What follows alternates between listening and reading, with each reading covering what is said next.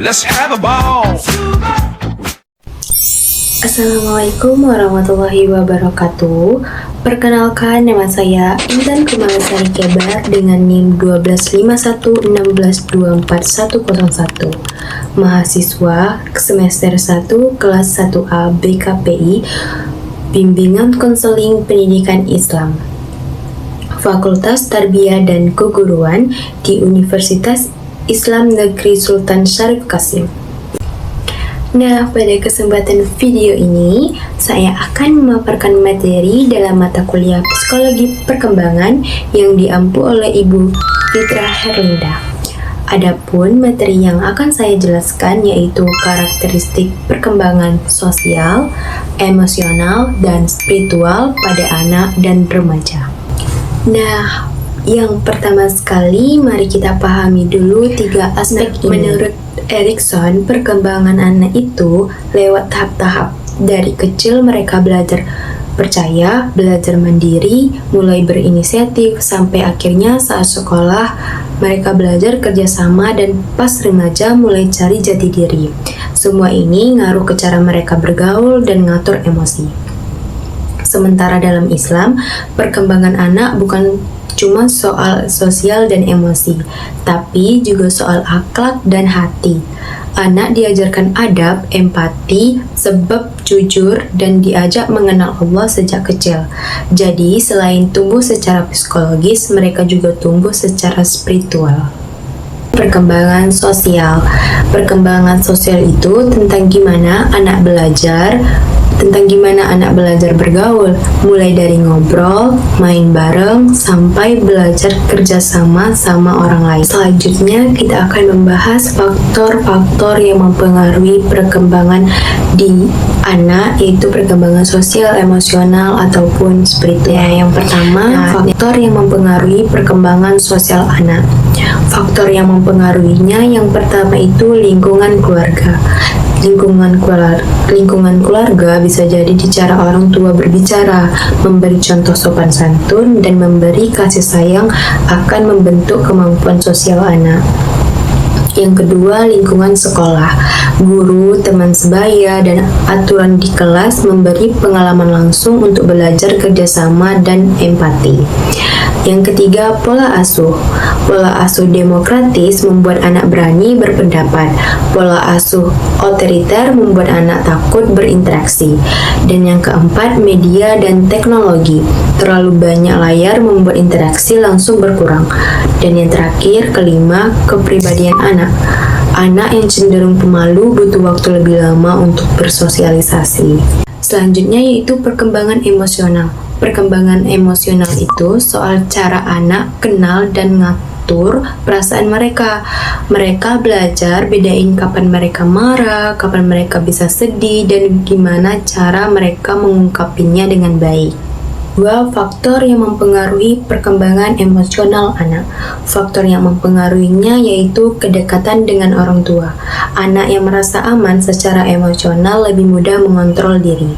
Yang kedua, modeling atau contoh dari seorang dewasa. Anak belajar mengekspresikan emosi dari cara orang tua atau guru mengekspresikan emosi mereka. Yang ketiga, pengalaman sehari-hari.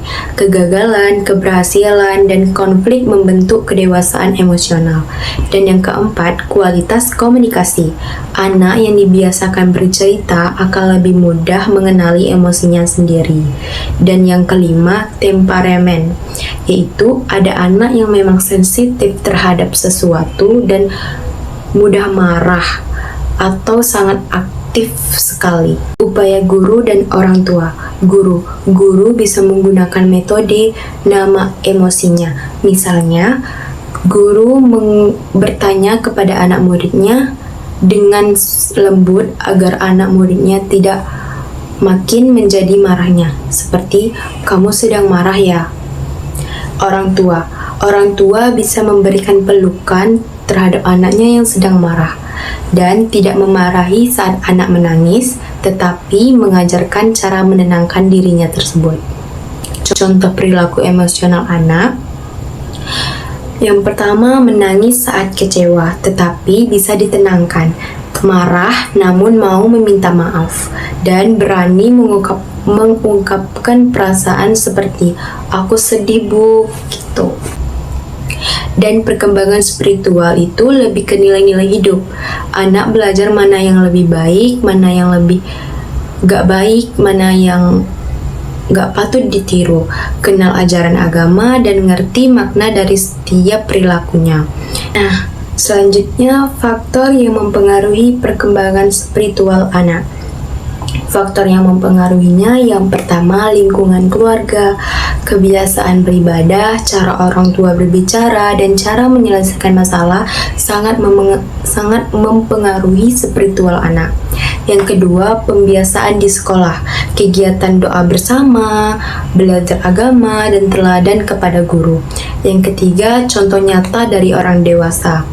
Anak lebih cepat meniru daripada hanya mendengar nasihat dari orang-orang, dari orang tuanya ataupun dari gurunya.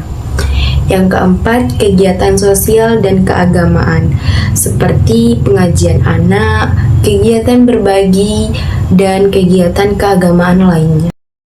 Upaya guru dan orang tua di perkembangan spiritual anak, yaitu yang pertama guru bisa memberikan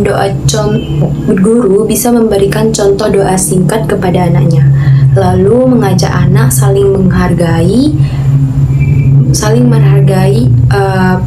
perbedaan agama atau pendapat dari teman-temannya, lalu bisa memberi cerita moral kepada anak muridnya tersebut. Selanjutnya orang tua membiasakan kepada anaknya untuk membacakan doa tidur sebelum tidur, lalu mengajarkan bersyukur atas apa yang diberikan oleh Tuhan, dan mengajak beribadah secara rutin. Contoh perilaku spiritual anak, yang pertama mengucapkan terima kasih kepada orang yang telah memberikan sesuatu kepada kita, dan meminta maaf atas kesalahan diri sendiri. Selanjutnya berdoa sebelum makan. Selanjutnya tidak berbohong kepada orang tua, kepada guru, ataupun kepada siapapun. Dan yang terakhir, membantu teman tanpa diminta. Intinya, 3 perkembangan ini bantu anak tumbuh jadi pribadi yang lebih peka, lebih stabil, dan punya tujuan hidup. Nah, segitulah penjelasan dari saya. Jadi, perkembangan sosial, emosional, dan spiritual anak tidak terjadi begitu saja, tetapi dipengaruhi oleh keluarga, sekolah, pola asuh, dan pengalaman sehari-hari mereka. Guru dan orang tua harus bekerja sama menciptakan lingkungannya yang aman, penuh kasih sayang, dan konsisten agar anak tumbuh menjadi pribadi yang lebih percaya diri lagi, dan berakhlak baik dan mampu bersosialisasi dengan sehat. Sebelum aku tutup video penjelasan ini, gimana menurut kalian? Perkembangan sosial, emosional, dan spiritual anak itu bisa berkembang secara seimbang gak sih? Atau biasanya ada yang lebih dominan? Terakhir nih, kalau kalian jadi orang tua atau guru, langkah pertama apa yang bakal kalian lakukan untuk bantu ngeimbangin 3 aspek ini? Nah, jawab ya pertanyaan aku ini di dalam komentar. Sekian penjelasan singkat dari saya, semoga sangat membantu dan sangat bermanfaat bagi kamu yang menonton video saya. Saya ucapkan terima kasih dan saya akhiri. Assalamualaikum warahmatullahi wabarakatuh.